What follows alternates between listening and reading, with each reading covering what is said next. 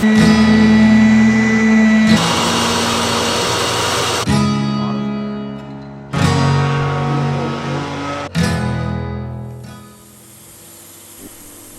my dad got the unfortunate news that the county would be clearing some land in his backyard for a new pipeline, he decided he just couldn't let them grind up all of his trees. So we had a local sawyer come and mill some black walnut and hickory trees into dimensional lumber, some of which became my new dining room table. This video outlines the process that took us from trees on the ground to a table in my dining room. It's not intended as a how-to video, as I'm far from an expert, but with help from some local businesses and a lot of hours of watching YouTube videos, we were able to put together a piece of furniture that should be beautiful and functional for years to come. Milling the trees was exhausting and fun, and I was also really happy to have my daughter there helping out, who was 5 years old at the time. It's not every day that 3 generations get together to make something that will hopefully stay in the family for decades.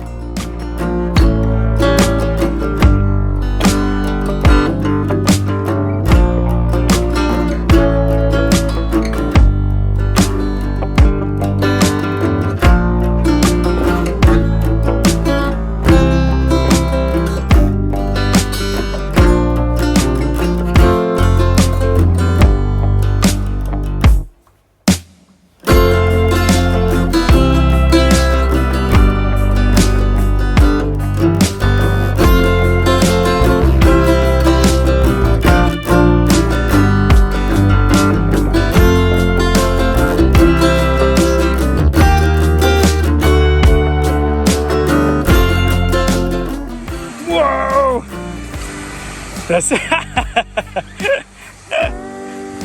Good job, good job. Hey there. Can you come on here?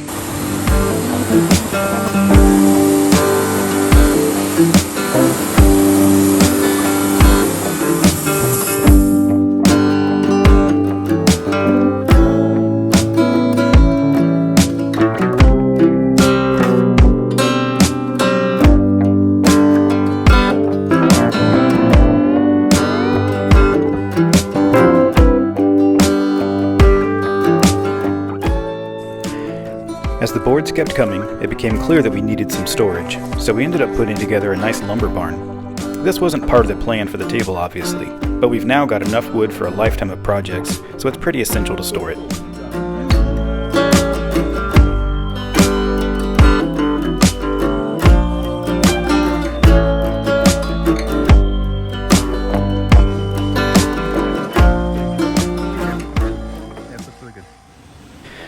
Once I had picked out the slabs for my table, it was time to take them to Oak City Customs here in Raleigh, North Carolina to have them cut and dried in their kiln.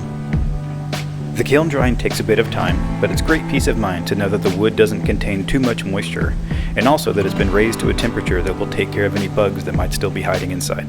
They started out by running the slabs through their 52-inch double helical planer. This was a pretty exciting step, as it gave a first glimpse at how the slabs will eventually look.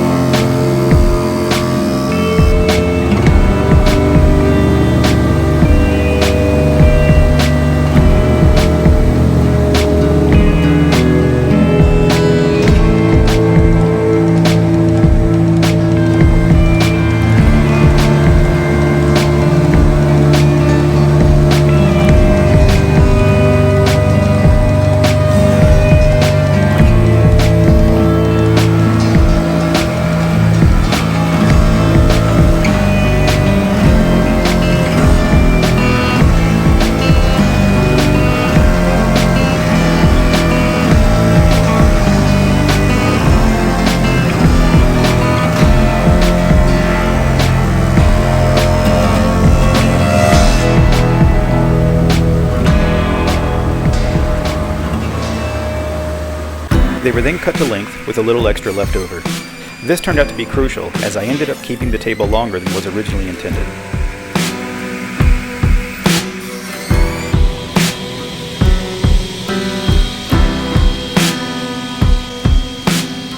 Then it was a matter of getting some nice straight edges for our eventual glue up.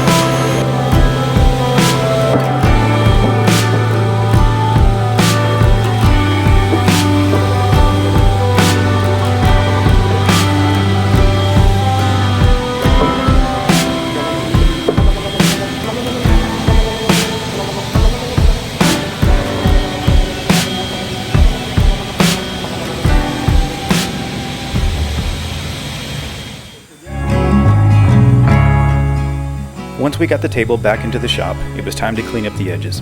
I tried a few different tools for this, eventually settling on a wire brush drill bit. This is a pretty tedious process, but it's important to get nice, clean edges and to remove the bark that'll eventually just fall off anyway.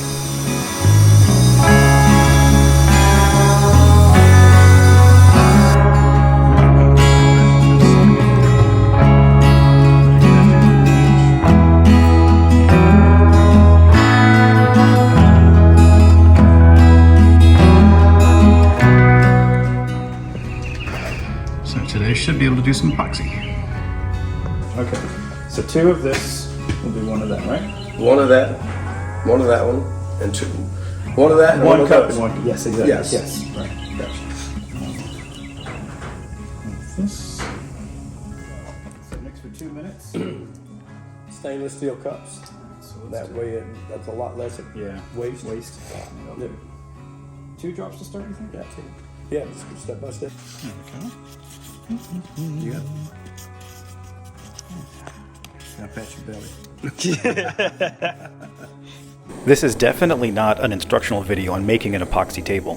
This was my first time using epoxy, and literally everything I learned came from Blacktail Studios. I love Cam's content, and everything I tried in this process came directly from him.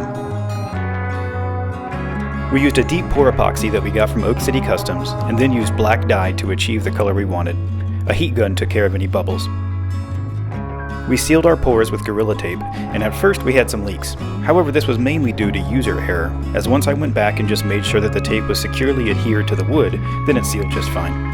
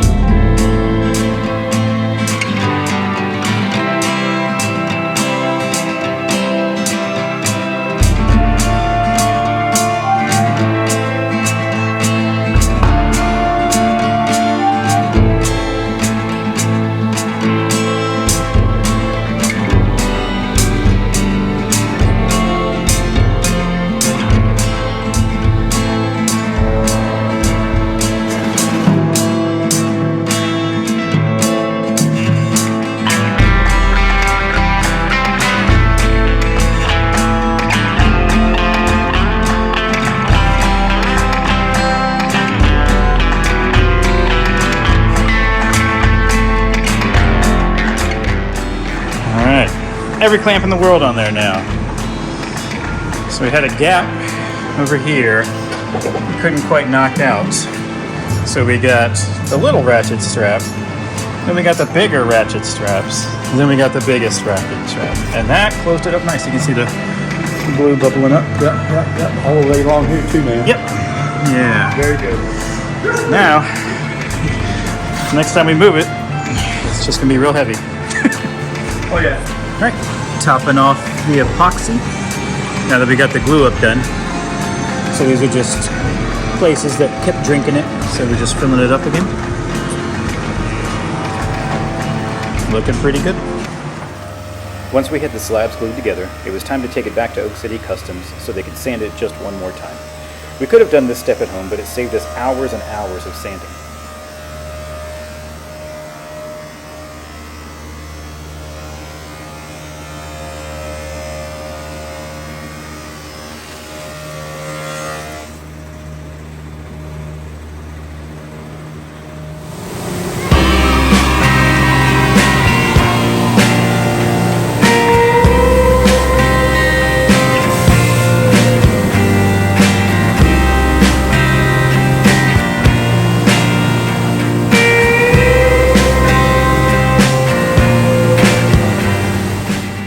So we got it back from Oak City Customs, and they ran it through the planer and the sander.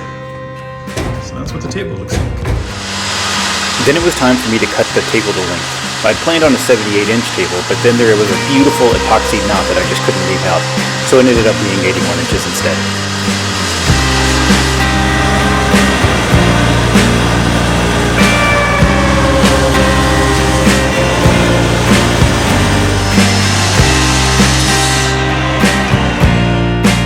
Alright, the day continued on. So this is the top now.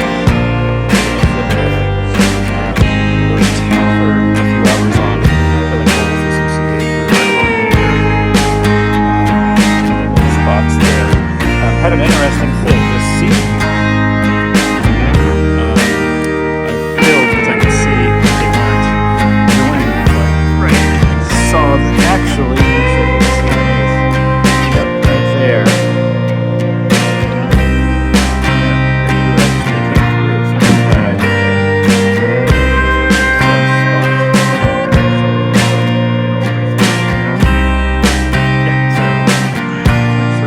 That, then started sanding. I got 120 and 180 couple pops, so I just going to go down and get it a little bit smoother.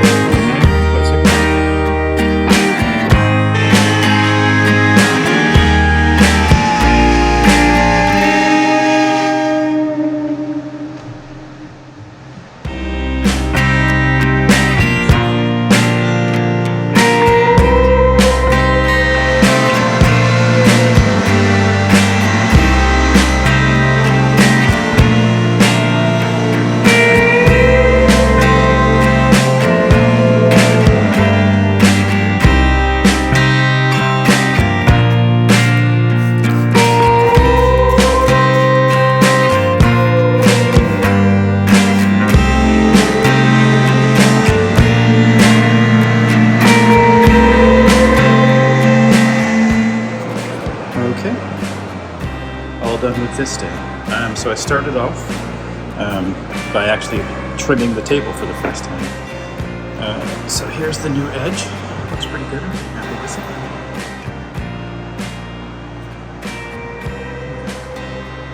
it. So I cut it down to 81 inches. We were originally thinking of going with 78, but then this was really nice. I didn't really want to mess with this. I was pretty happy with how that came out, so I wanted to keep that there. I started off by squaring off the sides and getting those cut. I like that too. And I think the edges look pretty good. So I squared them up and then I did the round over bit. I think they look good. So I cut it to length, and then I started sanding and sanding and sanding. So it already gone through the planer and the sander at Oak City. So then I actually started off with the CA glue going through and filling the small holes. And I'm pretty happy with how those came out. They're looking pretty good, pretty smooth. Yep. pretty smooth. So everything's nice and smooth. This should be the underside of the table. And so went through, filled that 220, did the water pop, some more 220. So everything's pretty smooth and pretty good now.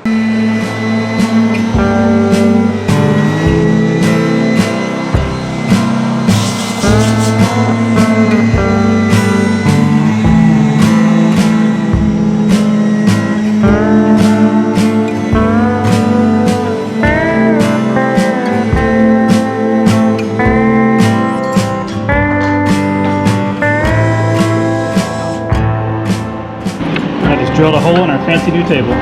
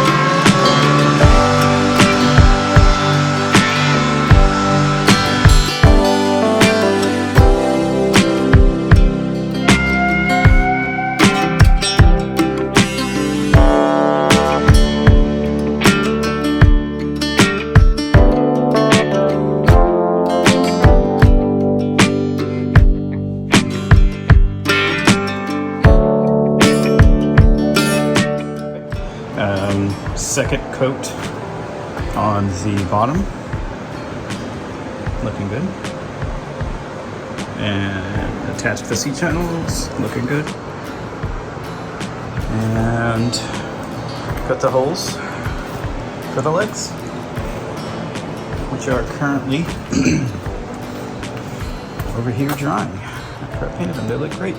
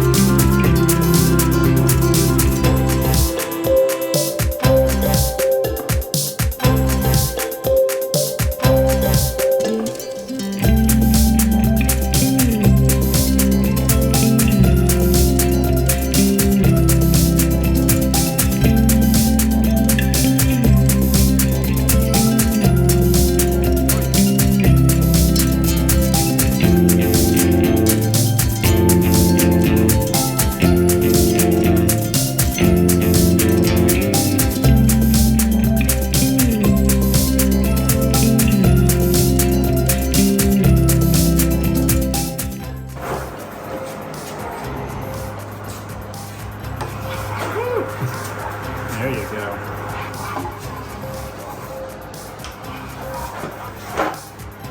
Perfect.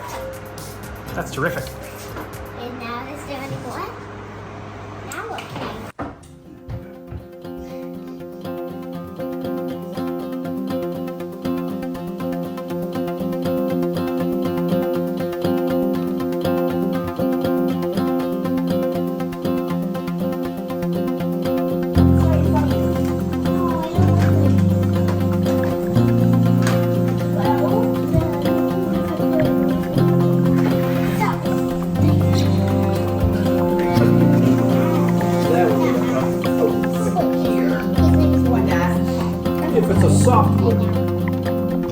In the end, the process took a lot of time and patience.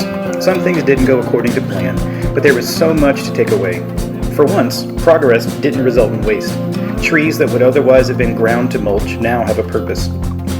I also learned a lot about working with wood. But of course, the main takeaway from this was the chance to spend hours in a workshop working with my dad on a piece of furniture that should give us a place to sit and eat for years to come. And the opportunity for my daughter, many years from now, to be able to say, my dad and Papa built this.